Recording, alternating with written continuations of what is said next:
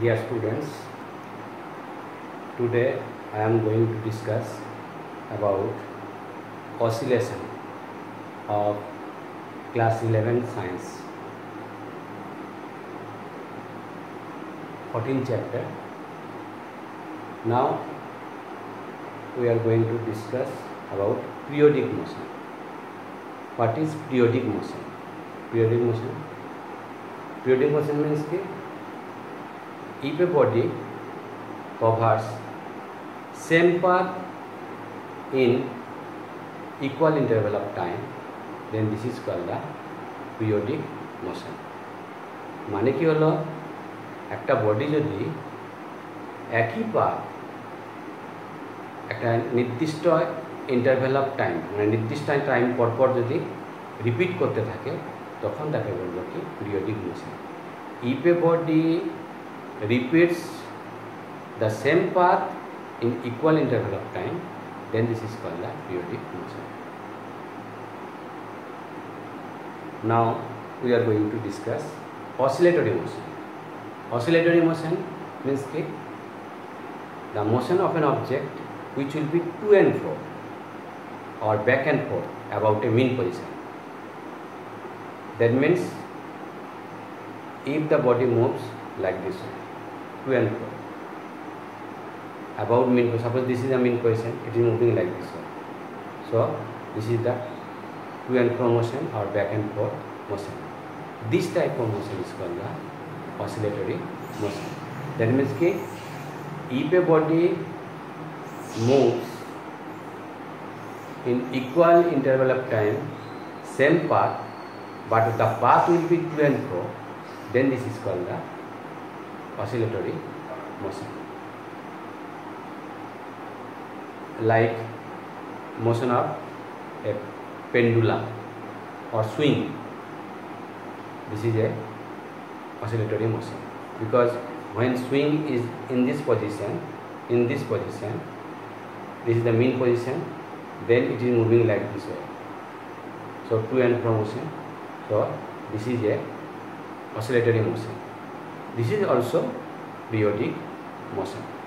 Earth moves around the sun, this is the periodic motion, but this is not oscillatory, because this is not about the mean position. Earth, this is sun, earth is moving like this way, this is not to and fro motion, so this is not oscillatory motion. And so for this reason it is said that all oscillatory motion is periodic, but all periodic motion is not oscillatory. You see, motion of earth moves around the sun, this is periodic,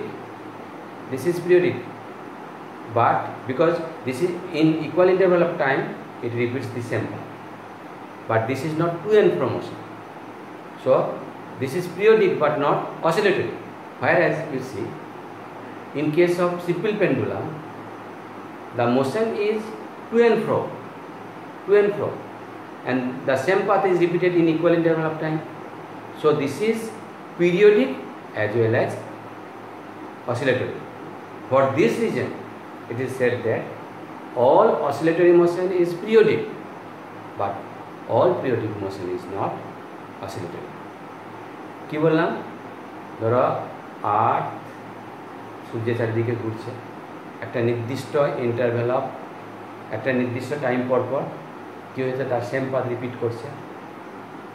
তো এখন দেখো, কিন্তু এই পাথটা two and ফ্রো motion না, তার জন্য এটা oscillatory না, কিন্তু এটা periodic.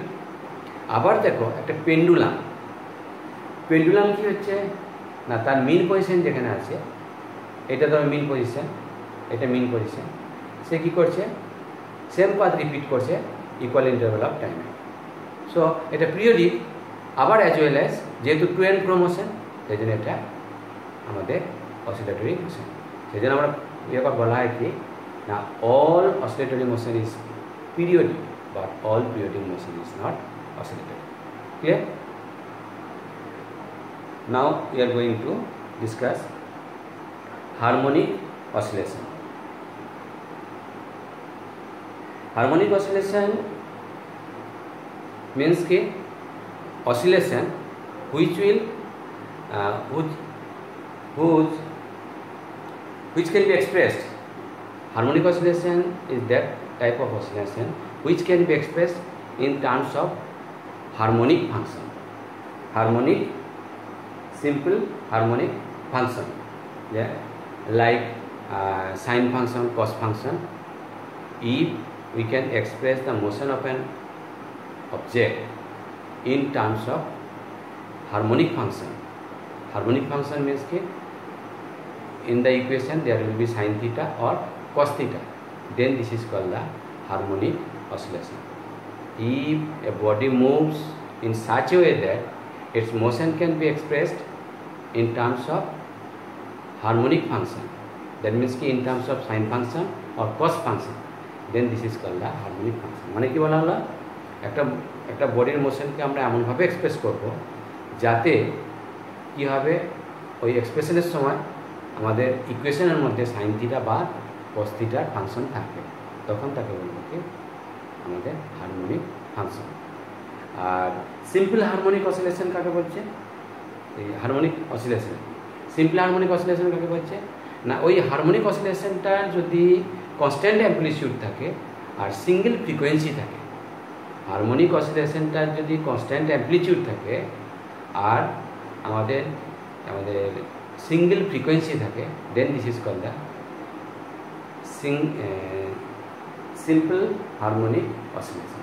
Then this is called the simple harmonic oscillation. মানে কি বলা হলো, একটা অসিলেশন তুমি যেটাকে হারমোনিক বলছো, এই হারমোনিক অসিলেশনের কিছু ক্রাইটেরিয়া বলছে। যদি তোমার যে অসিলেশন হচ্ছে তার যদি অ্যাম্পলিটিউডটা কনস্ট্যান্ট থাকে, আর বলা হচ্ছে কি না যদি ওইটা যে ফ্রিকোয়েন্সি হবে সেই ফ্রিকোয়েন্সিটা যদি একটা সিঙ্গেল ফ্রিকোয়েন্সি থাকে, তখন তাকে বলা হবে কি simple harmonic oscillation. Simple harmonic oscillation যেমন ধরো y equal to a sin omega, তাই এটা হলো কি অ্যাম্পলিটিউড, আর এখানে একটাই ফ্রিকোয়েন্সি আছে কত, ওমেগা, তখন এটা বা x equal to a cos omega, এইটাও হচ্ছে কি আমাদের ওই যে সাইন ফাংশন আছে, কস ফাংশন আছে। সাইন ফাংশন কস ফাংশন মানে কি হারমোনিক ফাংশন। এই হারমোনিক ফাংশন থাকলে কি হলো হারমোনিক অসিলেশন। আর ওইখানে যদি অ্যাম্পলিটিউডটা কনস্ট্যান্ট থাকে আর একটাই যদি ফ্রিকোয়েন্সি থাকে, তখন তাকে বলবো কি সিম্পল হারমোনিক অসিলেশন। এখন দেখো নন হারমোনিক কখন হবে? যদি তার একটা অসিলেশন যেটা হারমোনিক না, যার অ্যাম্পলিটিউডটা কনস্ট্যান্ট না, যার ফ্রিকোয়েন্সিটা সিঙ্গেল না, তখন তাকে বলা আছে কি নন হারমোনিক অসিলেশন।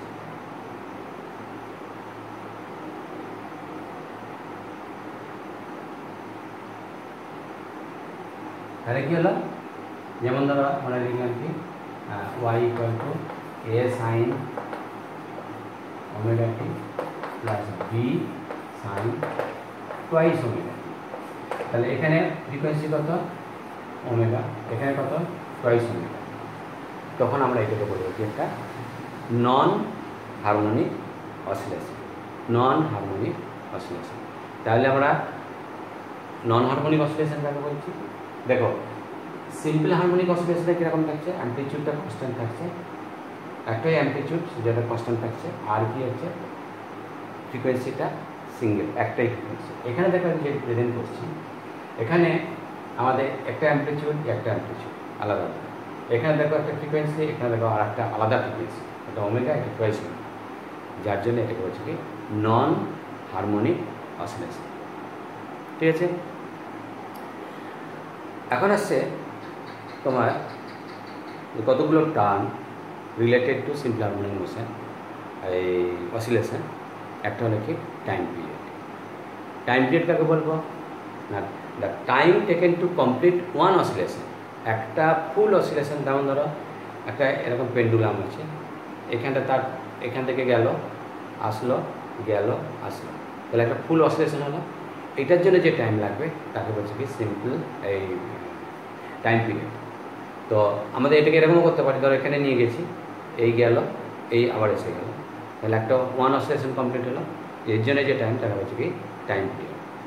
ফ্রিকোয়েন্সি কাকে বলছে না 1 সেকেন্ডে যতগুলো অসিলেশন কমপ্লিট হচ্ছে, মানে ধরো এখান থেকে নিয়েছে তো এই 1 2 3 4 এরকম করে 1 সেকেন্ডে যতগুলো কমপ্লিট অসিলেশন হবে তাকে বলছে কি frequency.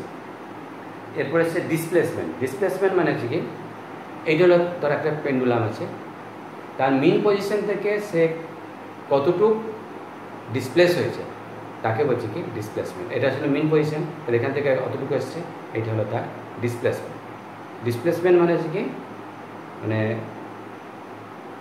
The distance travel by the object বা oscillating body at any time from its mean position.